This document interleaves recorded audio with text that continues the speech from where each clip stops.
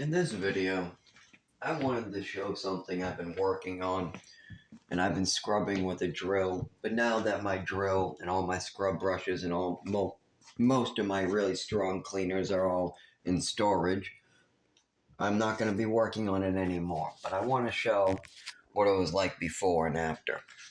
So this whole fridge looked like this when I moved in here. Years and years of hard gunk. After going over the fridge 3 times, I was able to get it clean enough to even get stickers to stick. But obviously, with what's back there, you can kind of see where I had difficulty there. And I left this little spot, just one little spot here, for my roommate to do, which he never did. But when we moved in, this is what the fridge looked like. The whole fridge. The whole fridge looked like that. But I washed it all down. The top was really bad.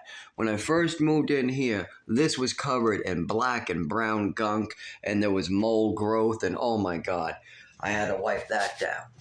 Now, if you don't think that that's bad enough, this right here was covered in dark brown stuff like this.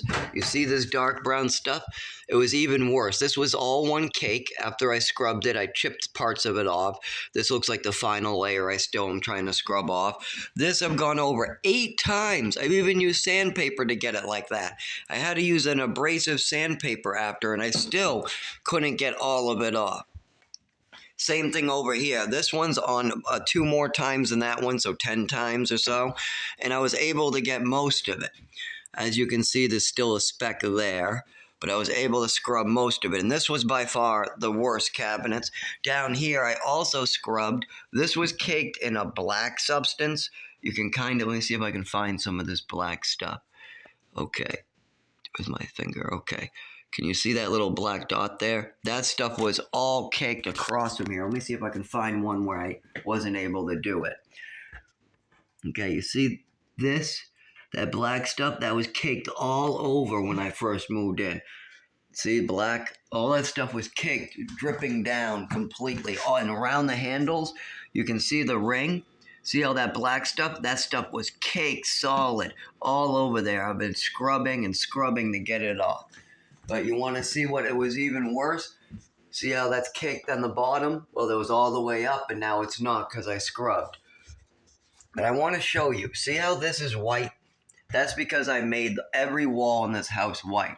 But some of the higher ups, or near the stuff like behind this, I might have had difficulty. So that's what it looked like. That's what my walls looked like. When I moved in, that's the color of my walls. Now it's like this. I scrubbed and scrubbed and scrubbed. I had to use Brillo pads, SOS pads, special degreaser foam, and I had to use a drill with special tips to get that shit off. That was everywhere. And if you think, oh, well, that was only in the fume hood, right?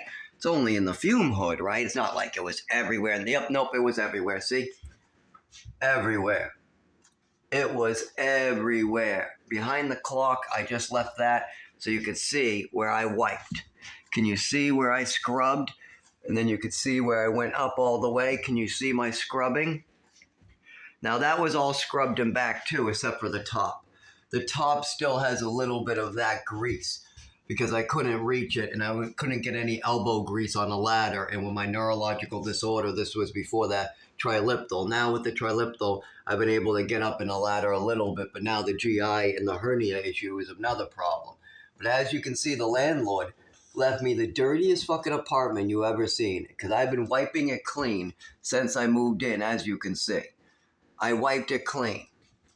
That is what it looked like before. That is before. You can see my after.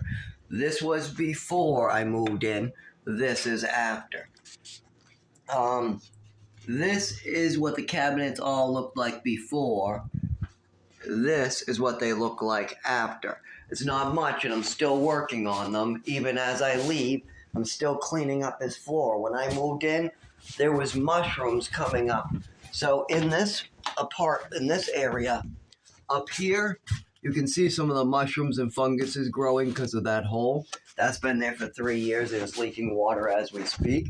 This continues to leak water and grow mold, so I've had to use a small mist of bleach over that when he installs new ones. It slows it down, but obviously the mold still does whatever it wants. If you've seen my videos, there used to be a moldy rag that caused that black spot. You think that black is paint? No, that was caused by a giant black moldy rag that used to lay right there where that crumble is. You see that crumbly? It tried to eat all the wood. Right there was a moldy rag left there for the new tenants to breathe in, and that would have been me. When I brought it up to the maintenance and the landlord, they said, "Oh, we're not touching that, we'll get sick." And then they just ignored me. They ignored my complaints that there was a moldy rag under the sink, and it was there for years. There was years and years of growth there. It was there years before we moved in. So what did the landlord do? He left it for us to continue breathing in until I put on a mask, glasses. They're actually right here. This is what I used. These glasses and a mask in there. Okay. So did the landlord put in everything? Like he gave us doorknobs, right? No, this doorknob has never worked since we moved in. And I have a receipt, as well as the landlord should remember, that I had to go out and buy this at Home Depot and provide him the keys because he never gave us a front doorknob.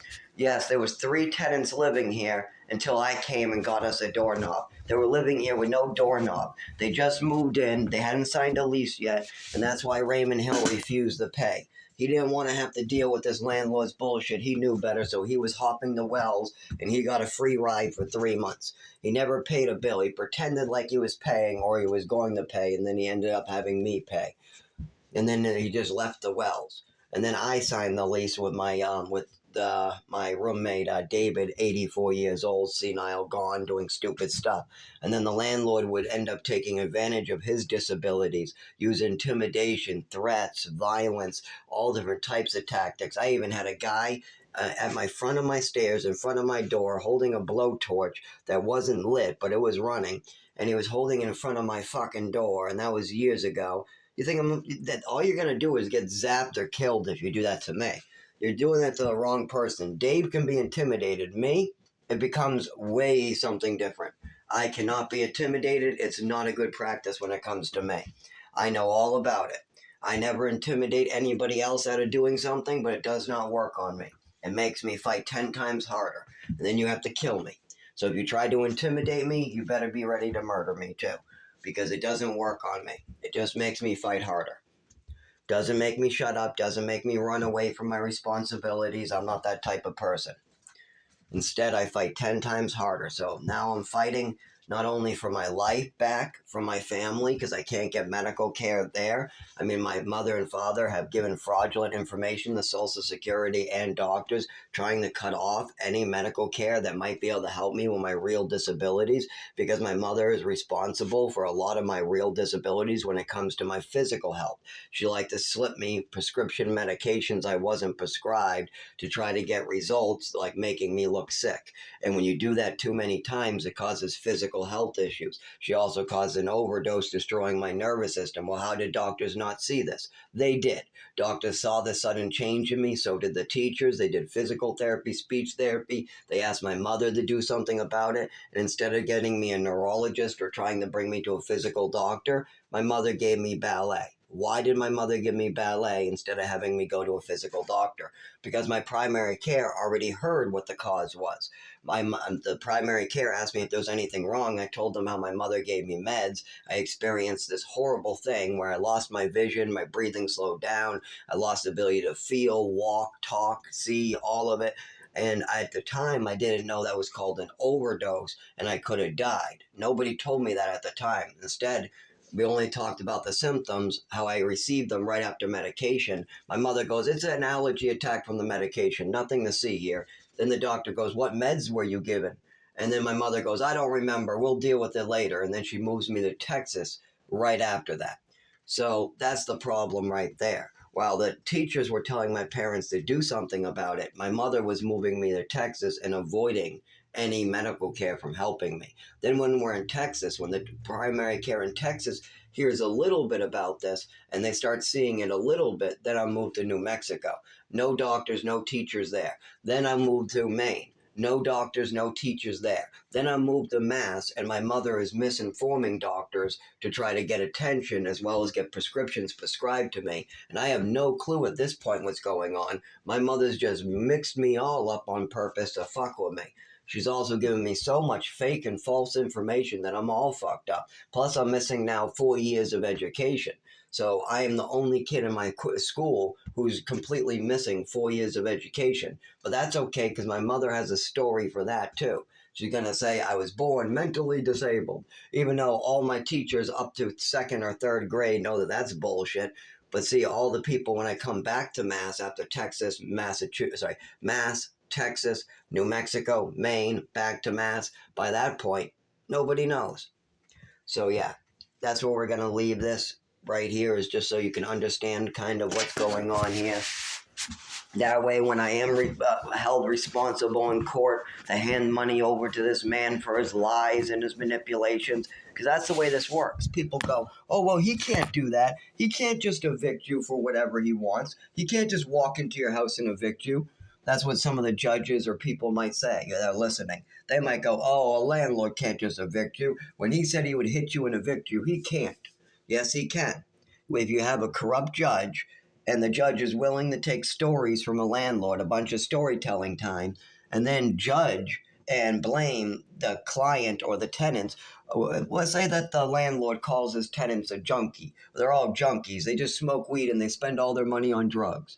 Meanwhile, the tenants really don't do any drugs whatsoever, because that's like the type of stories he'll use. Or maybe they call you a sex offender, or they call you lazy, or they say you're not trying to get welfare benefits, or stuff like that. Those are the ones that the landlord has tried with upstairs, my roommate, and me.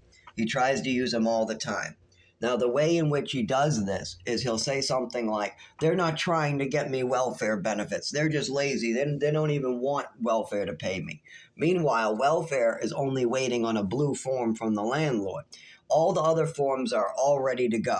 We have a welfare payment waiting for the landlord, and the landlord's been handed 3 of these blue forms. 3 of them. All 3 he says he never got.